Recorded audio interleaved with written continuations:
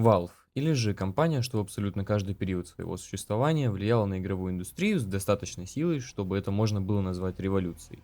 Буквально каждый второй их проект становился инновацией в своей среде, и хоть открытиями, не опирающимися на первоисточник, были далеко не все, думаю, мало кто станет отрицать, что Dota, что во времена мода на Warcraft, что сейчас как отдельная игра, считаются достаточно весомыми продуктами игровой индустрии. А все потому, что Гейб Ньюэлл не дурак. Ну, по крайней мере, так сразу не скажешь. И старается делать игры в своей компании с душой. Да, пусть нынче его компания ассоциируется с чем-то более стареньким, если не считать Deadlock, да и упор на аппаратную часть рынка был очевидно взят очень весомый. Игры этой компании все так же не просто остаются в кулуарах истории, а продолжают процветать благодаря своему, наверное, в большинстве случаев неспособному увязнуть комьюнити. Именно такое впечатление создает Valve лично у меня. Быть может, у вас другое, обязательно поделитесь мнением в комментариях, если не согласны. Ну а я приветствую вас в рубрике Valve Complete Edition. У микрофона снова Трикстер, и в данной рубрике нам предстоит коснуться каждой игры вселенной компании Valve, которых за 28 лет на момент создания этого ролика успело скопиться на целый товарный вагон. В рамках нее мы рассмотрим каждую игровую серию от компании Valve, а если конкретнее, то рассказ будет содержать в себе процесс создания игры, обзор причин его нынешнего состояния, конечно, анализ самого геймплея и, что немаловажно, основных глыб льда комьюнити. Поскольку сами понимаете, что даже если мы возьмем какие-нибудь основные серии игр от Half-Life до Left и попытаемся обозреть все их модификации от комьюнити, то тут и 20 роликов не хватит. Впрочем, хватит, наверное, уже этого вступления. Сегодня речь пойдет про игру, которая не получила своей серии и не снискала своего успеха. Игра, в которой онлайн был буквально я один при записях футажей, или же игра, которая была забыта буквально всеми фанатами Valve, поскольку других обзоров, не считая Realist Billy, я не нашел. Вашему вниманию представляется Deathmatch Classic.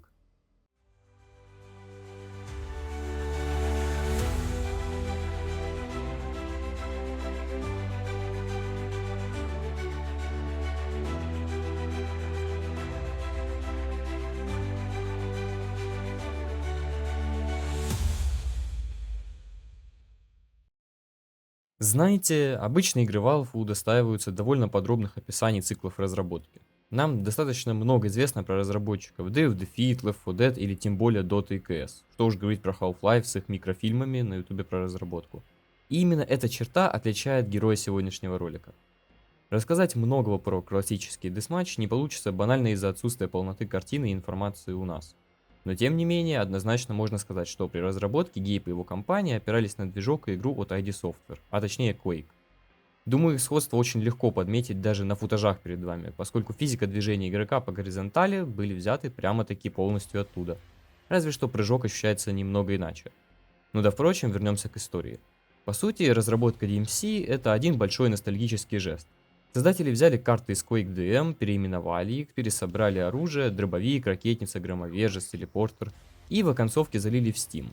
Да, DMC была одной из первых игр вообще когда-либо вышедших в цифровом виде через тот самый сырой и кривой Steam, который все ненавидели, но игра, тем не менее, достаточно хорошо сохранилась и до наших дней.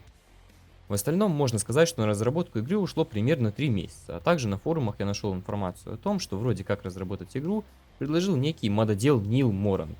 Но, честно говоря, никакой подтвержденной информации ни на Википедиях, ни на официальных страницах компании я не нашел. Поэтому за точность данного высказывания не ручаюсь, тем более, что никакой информации про самого Нила я не нашел, перерыв даже тонны сайтов и реддитов. Также нам достоверно известно, что мододелы собирались перенести Deathmatch на движок Source, но сама идея не выгорела и никакой информации об ней по итогу нету. И вот на этом моменте вся информация по разработке заканчивается, что является очень обидным фактом. Ведь мне бы искренне хотелось узнать побольше информации про в некотором смысле переосмысление Quake на движке Cold Source.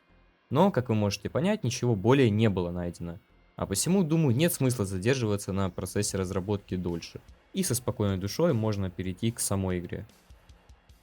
Говоря про геймплей этой игры, стоит обязательно учитывать ее наследие, перенесенное от серии игр ID Software. Физика передвижения здесь устроена таким же образом, а стрельба не требует перезарядки, что сильно упрощает геймплей.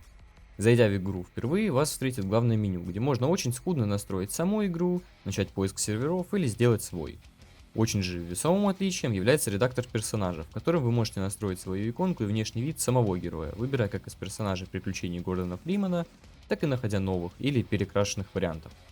В целом этот редактор сейчас смотрится достаточно просто, но на свое время подобный редактор такого типа FPS-шутере был чем-то реально интересным и побуждал фанатов на хоть какое-то творчество. Главный же геймплей происходит, когда вы заходите на сервера. Они включают в себя как новые карты от Valve, так и переделки легендарных дем-карт самой Quake. Сами карты устроены по принципу находи предметы, подбирай их просто подойдя к ним и стреляйся, пока время раунда не выйдет. После каждой смерти игрок воскрешается в рандомной точке карты, что создает впечатление очень быстрого и безостановочного шутера, чему способствует именно физика Quake, которая хоть и имеет ограничения по скорости, все же помогает игроку становиться быстрее даже уже через банальный банихоп. Думаю, самое время перейти к арсеналу, который здесь довольно разнообразен. Со старта у вас имеется лом и дробовик. Лом является оружием ближнего боя и передает визитную карточку Valve, а дробовик является базовым аналогом, нанося меньше урона на дистанции. Супер-дробовик отличается от обычного тем, что стреляет из двух дул и наносит вдвойне больше урона, но также имеет большее время между выстрелами и ощутимый разброс даже на фоне обычного дробовика. Гвоздемет же наоборот стреляет на дальнее расстояние гвоздями поочередно из двух дул, но могу вас точно заверить, что из всех оружий в игре его применение достаточно сомнительное, поскольку его урон прям ощутимо ниже почти всех пушек в игре. А вот его собрат, супер гвоздемет, имеет 4 ствола и стреляет по одной линии, наоборот, нанося один из самых больших уронов в игре. Гранатомет же, по своей сути, напоминает гранатомет демо из TF2. При попадании гранаты во врага она взрывается моментально, но если такого не происходит, то она пролежит еще 3 секунды перед тем, как взорваться. А учитывая довольно странную физику гранат, гранатомет становится одним из самых хаотичных и веселых оружий в игре. Предпоследним, но не по значению, стала ракетница. Буквально легендарнейшее оружие, позволяющее, конечно же, стрелять во врага ракетами, нанося приличный урон. Но, как известно любителям подобных шутеров, их используют вовсе не для этого, а потому вам никто не запрещает немного во вред себе, прыгать по карте и быстро сокращать дистанцию с врагом. Самым же сильным оружием в игре является лучевая пушка, у которой всего достаточно маленький боезапас, но зато пары секунд ее луча хватит, чтобы обезвредить почти любого соперника. Само собой, каждая из пушек требует патроны, которые также можно найти на карте, часто даже рядом с самими пушками, либо же выбивать их из рюкзаков, которые падают при убийстве игрока. Кроме того, по карте можно найти различного объема броню и аптечки, которые сами понимаете, что делают. Интересный факт, аптечки здесь с красным крестом, остались еще с тех времен, когда этот вопрос не был поставлен на контроль. Также есть еще два типа усиляющих предметов, один из которых в 4 раза повышает количество урона, наносимого оружием, а второй делает игрока невидимым, хотя скорее прозрачным, на 30 секунд. Собственно, в этом и состоит весь геймплей данной игры. Ничего более здесь нету, что вроде, конечно, и обидно, но учитывая скудную поддержку игры и выпуск ее скорее для игроков, здесь все равно было бы что поделать, если б не одно но, о котором я расскажу в конце ролика. Сейчас же, думаю, самое время перейти к фанатским работам, которых здесь может быть и не густо, но в любом случае есть что посмотреть. Как таковой из модификаций дезматча могу вспомнить разве что только DM Pro, переносящую звуки, а иногда и визуал из Quake. Но в остальном открытых и отдельных устанавливаемых модификаций, хотите верьте, хотите нет, толком нету. Зато, чем игра может похвастаться, так это контентом на серверах комьюнити. Одним из таких, например, можно назвать карту, где вы должны либо за дьявола, либо за Иисуса сражаться друг с другом. Или, например, карта, где вам предстоит сражаться с Илоном Маском, что бы это ни значило. Самыми же вкусными картами, на мое усмотрение, стали карты с режимами из других игр. Как, например, захват флага, где вам предстоит играть за красную или синюю команду, как понятное название, украсть флаг соперника.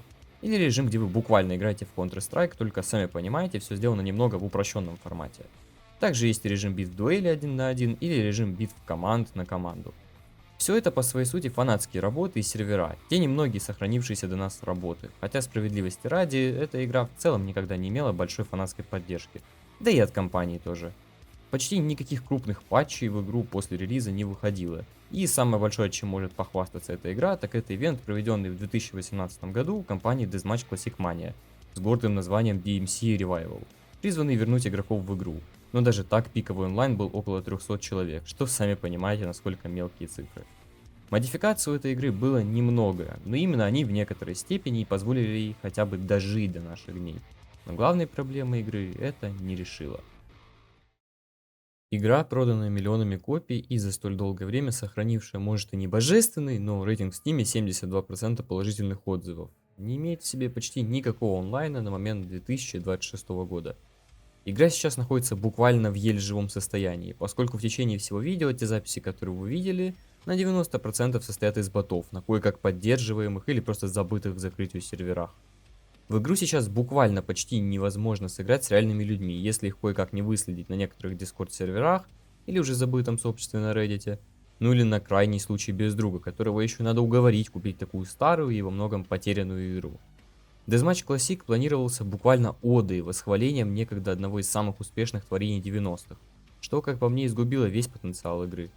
Quake уже существовал на тот момент и выпускал свои новые версии, и уже имел большую поддержку комьюнити. А потому, когда, казалось бы, столь именитая компания, как Valve, выпустила свою версию игры, то она никому не была нужна, потому что уже существовали слишком сильно выигрывающие на фоне конкуренты. Эта игра была забыта. Забыта буквально всеми от игроков до разработчиков, отчего и обзор получился такой прямой. Ни тебе упущенного или недобавленного контента, которого здесь за исключением пары намеков нету, ни тебе объемного цикла разработки или тем более жизненного пути. Эта игра в свое время просто вышла и оставила свой маленький след в истории, что, как по мне, делает ее одной из самых неуспешных в компании, ведь даже какой-нибудь рикошет или артефакт я хотя бы слышал в упоминаниях в других роликах и сообществах. А вот про классический дезматч все забыли. Хотя даже так я все еще советую вам, если вы фанат Valve или Quake, взять и не поскупиться с другом на эти 200 рублей и купить игру хотя бы, дабы чтобы ознакомиться с ней и провести часик-другой в радости и веселье на серверах с ботами от комьюнити. На этом наше, в этот раз, первое короткое приключение по игре Valve заканчивается. Надеюсь, вам было интересно посмотреть за этим первым выпуском в рубрике, которая хоть и будет выходить редко ввиду объема работы, который нужно проделать, дабы выяснить всю ту подноготную, что скрывается под играми этой компании, будет выходить достаточно часто, дабы совсем не забыться. На этом данный ролик подошел к концу. Если вы досмотрели до этого момента, не забывайте ставить лайки и подписываться на канал, напишите ваше мнение про данную всеми забытую игру. В описании вы найдете ссылочки на все ресурсы от телеграм-канала, где я немного освещаю свою жизнь вне создания роликов, или Donation Alerts, куда, если у вас есть желание, вы можете закинуть немного монеты на продвижение канала. Теперь я прощаюсь с вами до следующего выпуска. Хороших вам дней и до новых встреч.